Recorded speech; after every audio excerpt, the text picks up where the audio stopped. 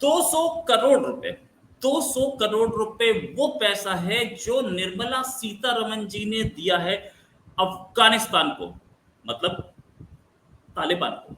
जो पैसा दोगे वो तालिबान के हाथ में जाएगा, सबको पता है। लेकिन हमने दिया, इंडिया ने दिया, और एक झटके में अफगानिस्तान को निकाल दिया चाइना के हाथ से बाहर और पाकिस्तान के हाथ से बाहर। इसी तालिबान को पैसे की बहुत जरूरत है। पिछले साल भी हमने 200 करोड़ रुपए दिए थे, इन द एंड वो 220 करोड़ रुपए हो गए थे। लेकिन इस साल जो 200 करोड़ दिए, हो सकता है ये बढ़ जाए, नो डाउट अबाउट इट। लेकिन ये पिछले साल के 200 करोड़ और इस साल के 200 करोड़ ने, दोनों ने ये गेम खेला। क्या गेम खेला?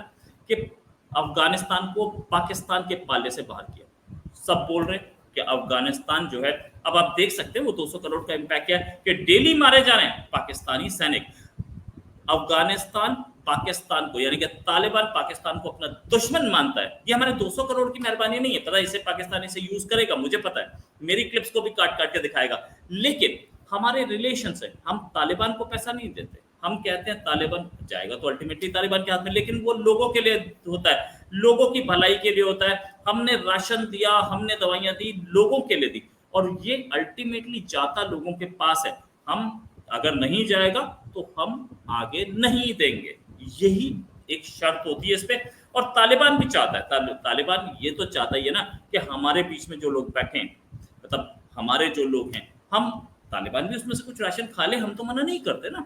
लेकिन ज्यादातर राशन, ज्यादातर पैसा यूज हो लोगों के लिए। अब एक चीज जो पाकिस्तान और चाइना कोशिश कर रहे थे कि तालिबान उनके फेवर में आए, ये तो मारा गया। अच्छा, अभी आपको और डिटेल बताता हूँ। ऐसे एक बात है, ये बात पक्की तभी हो गई थी जब नरेंद्र मोदी का तीसरा इलेक्शन आया था, जब तीसरा इलेक्शन जीत गए थे नरेंद्र मोदी के, कि अब ऐसे फंक्शंस होंगे, अब ऐसे प्रोग्राम्स होंगे, ऐसे काम होंगे जिससे कि तालिबान इंडिया के फेवर में आए, और आता भी दिख रहा है। दोहा में जो टॉक्स हुई थी उसके बाद से तो बिल्कुल एंटी पाकिस्तान स्टैंड है।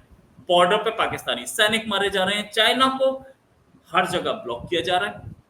इंडिया अफगानिस्तान के साथ दोस्ती बढ़ती दिख रही है। अफगानिस्तान मतलब तालिबान। अच्छा, इससे पहले भी हुआ कि कुछ इंडियन डिप्लोमैट्स गए, जाकर के बात की, इवेंचुअली वहां पर काबुल में इंडियन एम्बेसी खुली। हाँ, हालांकि लिमिटेड ऑपरेशन है लेकिन खुल गई है। हमारे डिप्लोमेटिक टाइज नहीं है, लेकिन इंडियन एम्बेसी वहां काम कर रही है। अच्छा, ये एम्बेसी खोलेंगे, अफगानिस्तान की यहाँ पर एम्बेसी थी, जो कि वहाँ के एम्बेसडर ने बोला कि अब हम एम्बेसी के ऑपरेशंस बंद करें। लेकिन कुछ लोग अंदर से निकले जिन्होंने वो बोला नहीं, एम्बेसी बंद नहीं, एम्बेसी काम करेगी। और ये वही एम्बेसी है जो कि अब वहां से जिसे बोलते हैं तालिबान के आशीर्वाद से चल रही है, और तालिबान का ही काम कराती है, यहाँ से बात करती है। हम तालिबान से बात करते हैं, हमारे हमारे जेएन सिंह साहब, जेपी सिंह साहब गए थे, जॉइंट सेक्रेटरी हैं एक्सटर्नल अफेयर्स मिनिस्ट्री में, वो तालिबान से बात करके आए थे। अब तालिबान की जो एम्बेसी यहाँ खुली है वो बात करती है हमसे। तो ऐसे ही ये 200 करोड़ भी कैसे कैसे जाएंगे। हम एक मुश्त, हम 200 करोड़ ऐसा नहीं है कि एक प्लेन में हमने 200 करोड़ रुपए भरे और उन्हें दे दिए। ये मंथली इंस्टॉलमेंट्स जाती है इसकी, और मंथली इंस्टॉलमेंट जाएगी तो वो लोग धीरे धीरे करके एक मकान बनाए हैं, फिर एक कमरा बना, मतलब 50 गाँव में सपोजिंग एक एक मकान बना रहे हैं, तो वो धीरे धीरे करके बनाते रहेंगे वो भी। अब सर्दी आने वाली है तो सर्दी आएगी, इसके बाद गर्मी चल रही है अभी, तो उसके लिए भी इनको खाना, दवाइयाँ भेजनी होंगी। अच्छा, एक चीज और, इंडिया का बेसिकली काउंटर बैलेंस का काम है, नो डाउट अबाउट इट। लेकिन इस बजट से और क्या होगा, इस बजट से भूटान को दिए गए 2068 करोड़ रुपए।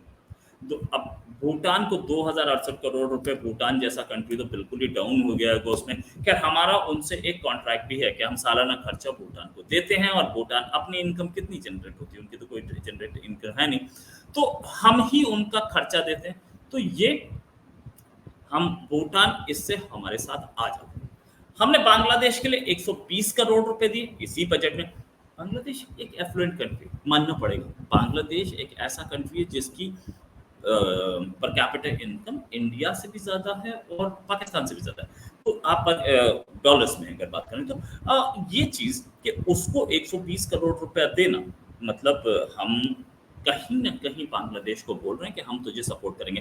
हालांकि चाइना भी इसमें घुसने की कोशिश कर रहा है। चाइना भी उसको पैसा दे रहा है, वो इन्वेस्टमेंट्स के हफ्ते दे रहे हैं। ये 120 करोड़ रुपए हम सीधे दे रहे हैं, ये लो पकड़ो, आप इसका डेवलपमेंट कीजिए अपने लोगों का। हमें हमें खुशी है। क्या हम लोग चाहते क्या है? हम चाहते हैं कि हमारे नेबर्स, इमीडिएट नेबर्स डेवलप करें। हम चाहते हैं अफ्रीका डेवलप करें। हम चाहते हैं वो कंट्रीज डेवलप करें जो अब तक अंडर डेवलप रह गए थे। हम सबको डेवलपमेंट देना चाहते हैं, तो इसमें 120 करोड़ बड़े काम के रहेंगे। नेपाल, जिस कंट्री ने अभी अपना मैप चेंज किया था और इंडिया की कुछ टेरिटरी अपनी टेरिटरी में दिखाई थी, एक नए प्राइम मिनिस्टर वहां आए हैं, पिछले प्राइम मिनिस्टर जिन्होंने करेंसी पे वो फर्जी मैप या बोलिए बदला हुआ मैप छापा था, पुष्प कमर वो भाग गए। अब आ गए केपी शर्मा ओली। ये केपी शर्मा ओली जो है, इन्होंने ही वो मैप चेंज किया था। इस नेपाल को 700 करोड़ रुपए दिया गया। क्यों? 700 करोड़ से ये डेवलपमेंट करेगा। चाइना से वो सब कुछ नहीं ले सकता, तो हम लोगों को कुछ ना कुछ उनकी डेवलपमेंट में हम भागीदारी करेंगे, तो हमारे कंट्री को भी फायदा होगा और उनके कंट्री को भी फायदा होगा। उन्हें दिखेगा कि इंडिया एक ऐसा कंट्री है जो सबका डेवलपमेंट चाहता है। चाइना तो नहीं चाहता, चाइना आपके कर्जे में दबाता है। चाइना कुछ प्रोजेक्ट्स वहां पे बना रहा है, बातचीत कर रहा है, नो डाउट। अच्छा, जब पैसा आता दिखेगा तो दूसरा कंट्री बोलेगा कि हाँ यार, पैसा तो आ ही रहा है ना, तो आने दो। तो इसलिए हमें पैसा देना भी पड़ेगा उनको। श्रीलंका को 245 करोड़ रुपीस इसमें आवंटन किया गया। इस 245 को आप कम मत समझिए, क्योंकि उससे पहले हम बिलियंस ऑफ डॉलर्स उन्हें दे चुके हैं, क्योंकि वो कर्जे में थे। साथ में उनको खाना दिया था, उनको तेल दिए थे, तो तेल मतलब पेट्रोलियम दिया था उनको। तो मतलब हम उनको पहले ही बहुत पैसा दे चुके हैं, उसके बाद भी आवंटन किया गया बड़ी। मालदीव्स, जो कि लगभग कर्जे में डूब चुका था, इंडिया से गुहार लगाई कि हमें बचाओ। चाइना ने उस हाथ खींच लिया। हम उस मालदीव्स को सपोर्ट कर रहे हैं। 400 करोड़ हमने इस बजट में दिए। तो मतलब आप समझिए कि बांग्लादेश, नेपाल, श्रीलंका, मालदीव्स, म्यांमार को भी 250 करोड़ दिए। म्यांमार जो कि एकदम चाइना का एक करीबी दोस्त है। नेपाल को, भूटान को, तालिबान यानी कि अफगानिस्तान को, पाकिस्तान को इसमें कुछ नहीं। लेकिन ये सोचिए कि हमने कितना पैसा दिया है हमारे पूरे नेबरिंग कंट्रीज को। अगर अफ्रीकन देशों को बात करें तो निर्मला सीतारमन जी ने अफ्रीकन कंट्रीज को 200 करोड़ रुपए दिए हैं। अब वहां पे 200 करोड़ में हम हॉस्पिटल्स बनाएंगे, हम वहां पे घर बनाएंगे, हम वहां पर डेवलपमेंट करेंगे, रोड्स बनाएंगे।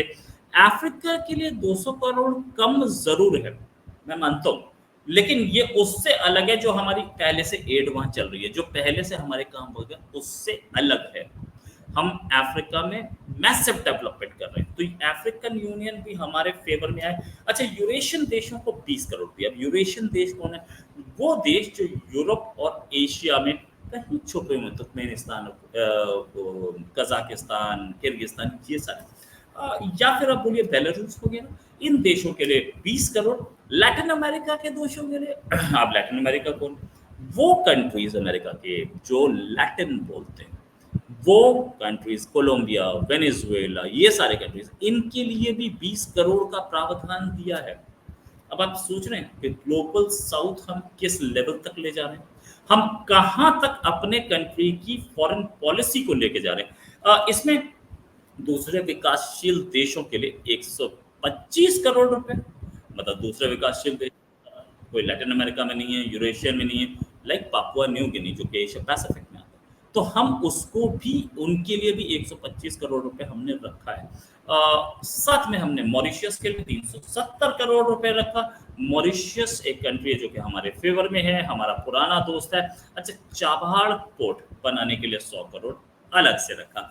ये पूरा पैसा देखिए, ये पूरा पैसा हम इंडिया में भी खर्च कर सकते थे, लेकिन हम डेवलपमेंट चाहते हैं और हम पूरी वर्ल्ड के डेवलपमेंट चाहते हैं, और साथ में ये चाहते हैं कि चाइना की एक्सपेंशनिस्ट पॉलिसी को कोई सपोर्ट ना करे। इसलिए हम इंडिया, निर्मला सीतारमन जी प्राइम मिनिस्टर और फॉरेन मिनिस्टर, सबने मिलकर के इस बजट को डिवाइस किया, और ये बजट बहुत अच्छा पीपल्स बजट, लोगों का बजट, गरीबों का बजट और दुनिया की डेवलपमेंट करने वाला बजट बना।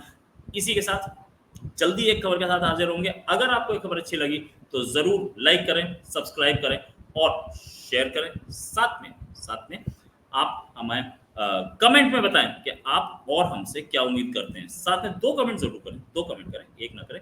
दूसरा कमेंट इस पे करें कि क्या आपको निर्मला जी का ये मूव पसंद आया। अगर पसंद आए तो जरूर सब्सक्राइब करें। थैंक्स अ लॉट एंड एक जल्दी एक और खबर के साथ फिर हाजिर होंगे। अभी के लिए नमस्कार, धन्यवाद, जय हिंद।